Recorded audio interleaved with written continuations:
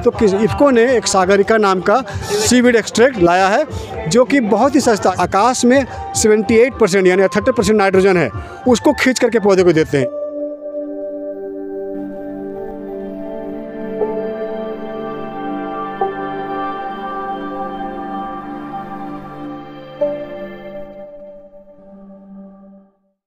नमस्ते दोस्तों, मेरा सभी दोस्त को प्रकृति प्रेमी एंड आर्ट चैनल में स्वागत है। तो दोस्त लोग, आप लोगों के लिए एक नया वीडियो लेकर आ चुके हैं। दोस्तों, आज हम लोग आ चुके हैं रामकृष्ण मिशन का द्वारा एक सेंट्रल मेला, किसान मेला तैयार किया गया है। ये सेंट्रल किसान मेला का आज 2023 में सेंट्रल किसान मेला तैयार किया गया है। तो सेंट्रल किसान मेला में आप लोगों के लिए बहुत सारा, किसान मेला में बहुत किसान लोगों के लिए बहुत सारा प्रोडक्ट आया है। मेला में हम आए हैं, इफ़को का एक स्टॉल लगा हुआ है, वहाँ पे आए हैं। हम आपको स्वागत करते हैं मेरा यूट्यूब चैनल पे।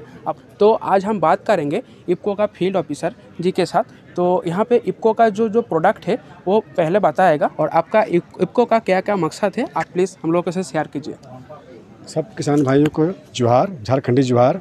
आज मैं इफ़को और इफ़को से जुड़े हुए तथ्यों को बताऊँगा, किस प्रकार आज की खेती में इफ़को आपके लिए कदम से कदम मिला करके आपके साथ चल रही है। अब किसान भाइयों, अभी आप चूँकि इस क्षेत्र के प्रगतिशील किसान हैं कि प्राकृतिक खेती या जैविक खेती, तो जैविक खेती में आप वैसे चीज़ों का प्रयोग करते हैं जो जीवन के द्वारा प्राप्त होता है, यानी ऑर्गेनिक सोर्स उसका होता है, चाहे वो गाय का गोबर हो, वर्मी कंपोस्ट हो, या सड़ा गला खाद हो, या आपका केचुआ खाद हो, या फिर सिटी कंपोस्ट हो।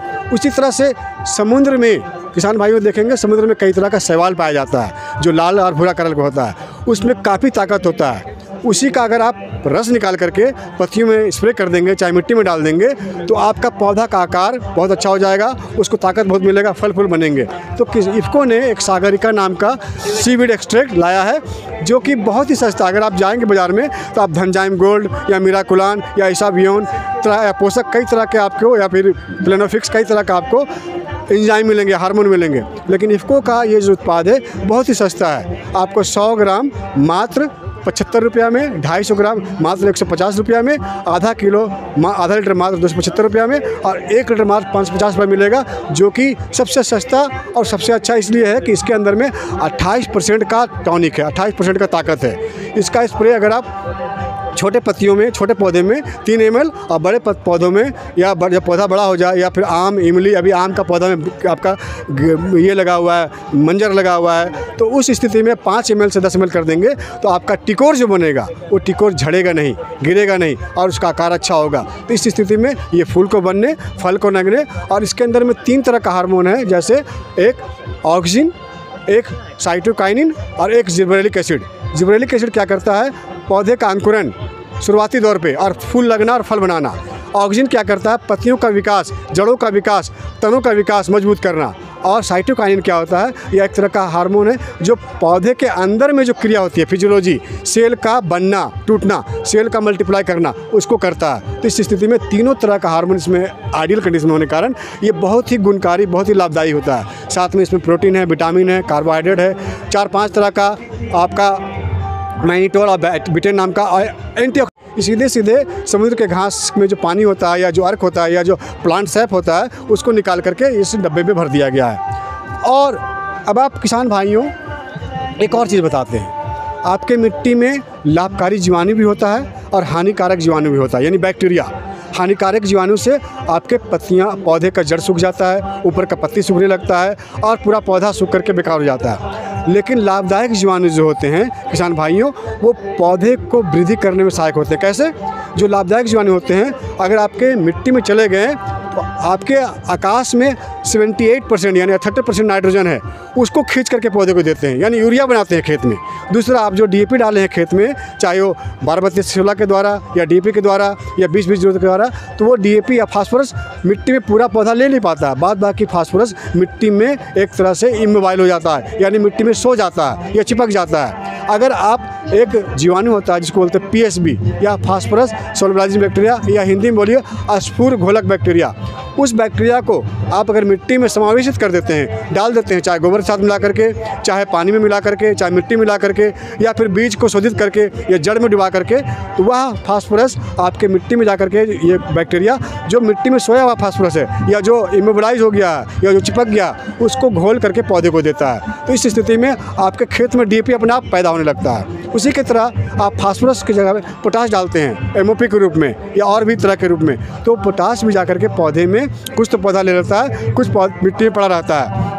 तो फास्फोरस घोलक बैक्टीरिया कहता है, जिसको हम लोग बोलते हैं KMP या फास्फोरस मोबिलाइजिंग बैक्टीरिया, यानी मोबिलाइज करता है, घोलता नहीं है, बल्कि जो पोटाश जो उसमें जो सोया रहता है उस पोटाश को बोलता है भैया अब तुम जागो और पौधे के पास जाओ।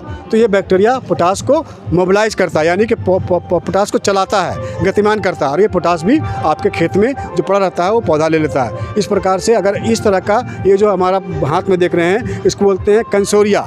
इसके अंदर में फास्फोरस का जीवाणु है, नाइट्रोजन का जीवाणु है और पोटाश का जीवाणु है। जैसे ही ये तीनों जीवाणु आपके खेत में जाएंगे, अब जाने का माध्यम क्या है, आप गोबर डालते हैं, आप केचुआ खाद डालते हैं, आप सिटी कंपोस्ट डालते हैं, जो भी जैविक खाद डालते हैं उस खाद में आप इसको गिरा दीजिए।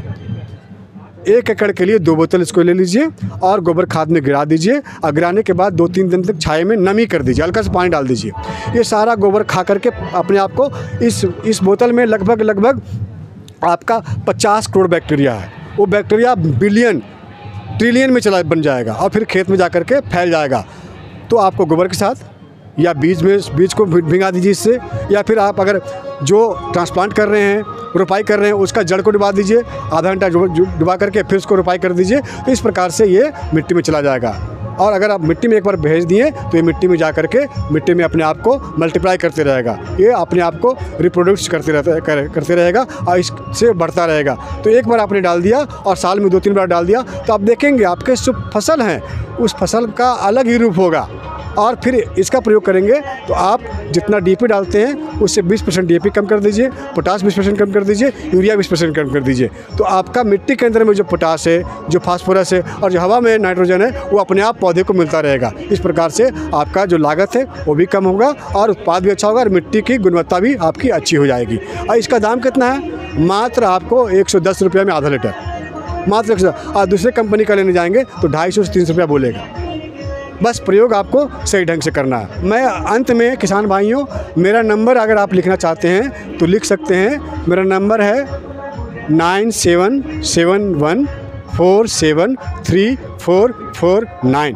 फिर से बोलता हूँ 9771473449। किसी भी तरह की जानकारी, चाहे वो पौधे का खाने से संबंधित हो, पौधे का रोग से संबंधित हो, बीज से संबंधित हो, और भी कोई भी तरह की संबंधित अगर जानकारी चाहिए तो आप निसंदेह 24 घंटा में कभी भी मुझसे बात कर सकते हैं। मैं आपके साथ हमेशा तैयार हूँ, आपसे बात करूँगा। एक बात और बताना चाहूँगा कि अगर मेरा फ़ोन नहीं उठा तो आप मत समझिएगा कि मैं झूठ बोल रहा हूँ। आपको मैं कॉल बैक करूँगा, मिस कॉल आपका देख के मैं कॉल बैक करूँगा। कभी मैं मीटिंग में रहूँगा, कभी कुछ मैं फंसा रहूँगा तो शायद आपका फ़ोन ना रिसीव करूँ, लेकिन जब आपका फ़ोन आएगा तो मैं ज़रूर आपका फ़ोन का रिस्पांस दूंगा। बहुत बहुत धन्यवाद। बहुत बहुत धन्यवाद चंदन सर आपको। आज मेरा वीडियो हम विराम दे रहे हैं, तो जो लोग अभी तक सब्सक्राइब नहीं किया है प्लीज़ मेरा चैनल को सब्सक्राइब कर लीजिए और प्लीज़ ज़रूर शेयर कीजिए और लाइक कीजिए। फिर से मिलते हैं एक नया वीडियो लेकर के। धन्यवाद।